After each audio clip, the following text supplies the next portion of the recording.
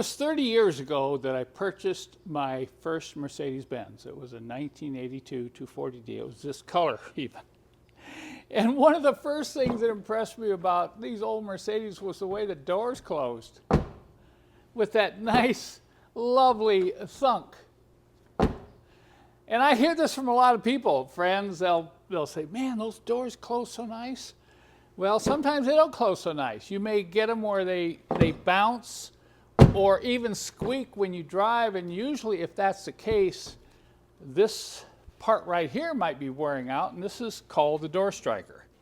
I'm sure some of you are wondering, well, how do you know if that door striker is worn out? Well, usually go to the driver's door because it gets opened and closed more often. The first thing is the sound of the way it closes. Listen to this door. You notice it doesn't have that thunk, it has more of a clank. And I'll do it even softer. All right, so that tells me, yeah, that inside of that thing is pretty well eaten up. The other thing you can do is hold the button, close the door, and then try to lift up and down on it.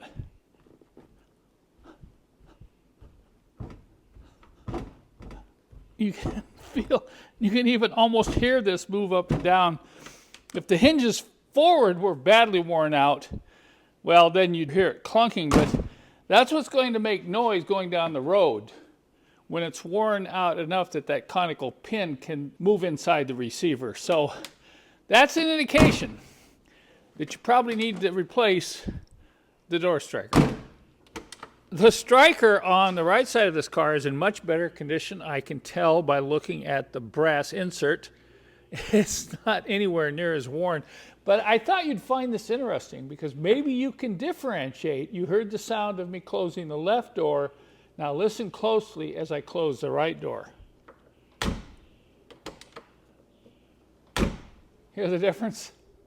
It's very subtle, but you can tell when you close the door, there's a certain amount of lack of vibration and a nice thunk sound if the striker is in good condition and adjusted properly.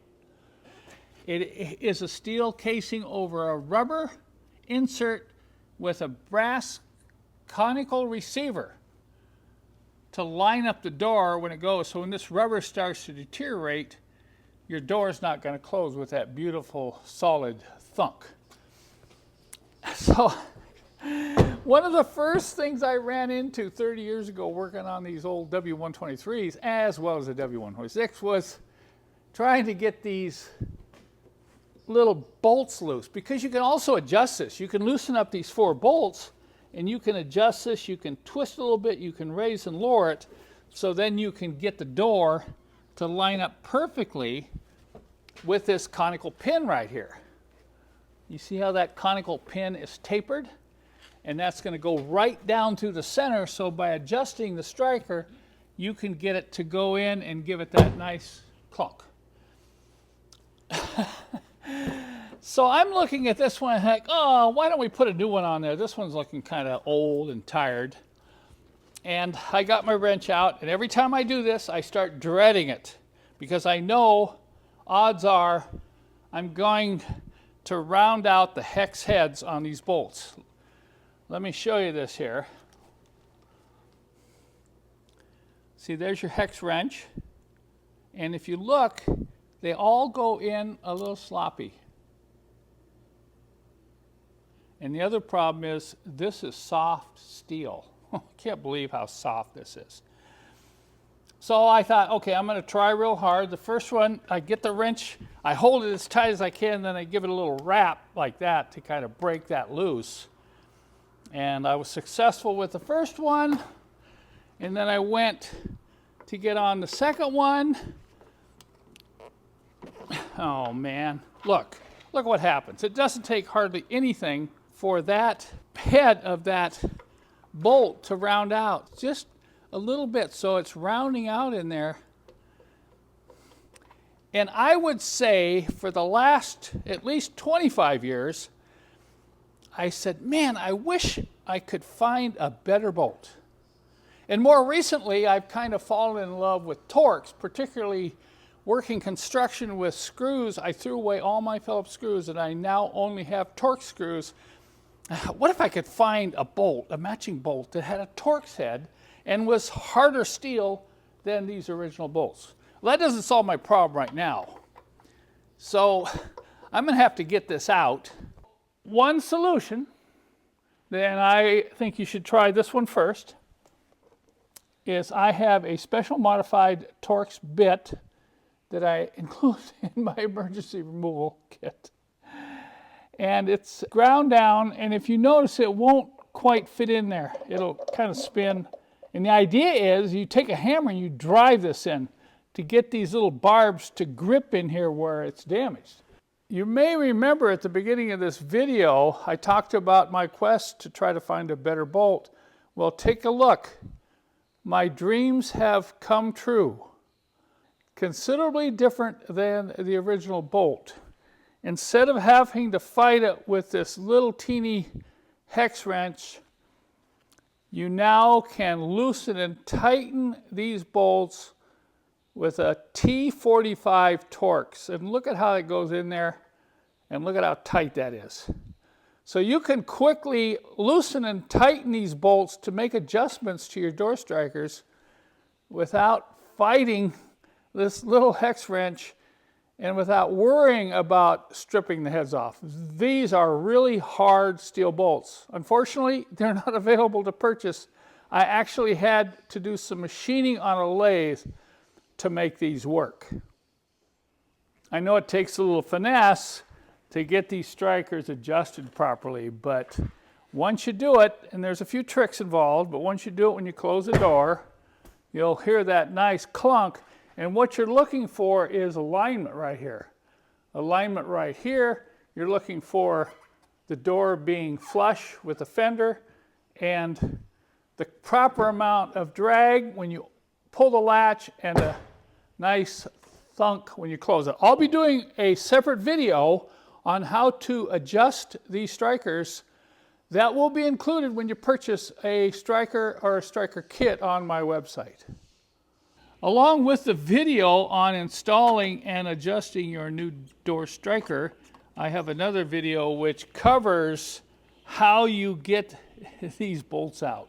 Actually, two methods on how to get these bolts out if you've rounded out the original bolt. And that'll also be included with my kits.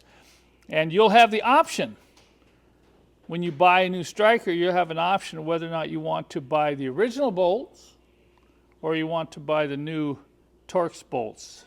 I want to show you another area that wears out on these strikers, and that's right here, this brass conical receiver that's embedded inside the rubber. You can see here that this has gotten pretty thin, so it's worn from vibration over time. So it's not necessarily the rubber that deteriorates. You got to kind of watch this brass piece in here and make sure it's not totally worn out. Now I have door strikers available for a lot of different models from the late 60s up to the early 90s, and I want to just show you a couple examples now. This is what the door striker looks like on a 1970 280 SL. I do carry these strikers new for the late model W113 chassis, and this also fits the W114 and the W115. If you'll notice, the striker does come with 4 new Phillips screws, and you can see these Phillips screws have started to wear out a little bit. And I'm getting real close to being able to find a screw replacement for these with a Torx bit head. Now you're looking at the door striker on a 380 SL. It looks kind of familiar, doesn't it? Yes, this is the exact same striker that's on that 280 SL. So they kept the same striker from the late 60s right up to 1985. And these brand new will go right on. It's got 4 new Phillips screws currently. This may change if I'm able to find those Torx head screws. But on these 380 SLs, they tend to wear out fairly quickly because of the heavy doors on the R107s. This is a door striker on a 560 SL. It's quite a bit different from the earlier SLs, and if you look, it's beefier and much more stout than those earlier strikers. Now this is the exact same striker that fits all W126 sedans and coupes from 1981 to 1991. But for the SLs, it's only specific for the 560s from 1986 to 1989. Now you noticed on the W113 it uses Phillips screws, and I don't like Phillips screws for those. I'm currently trying to source some Torx screws for those early models as well. But here's what you have. This is a W123 and similar on the W126.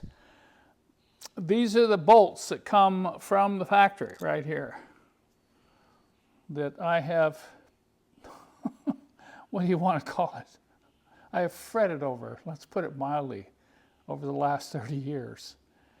And you can buy these still, and we offer them, a pack of 4. But they're getting extremely expensive, and it's getting harder and harder to find them, and that gives me a clue that these may going to disappear.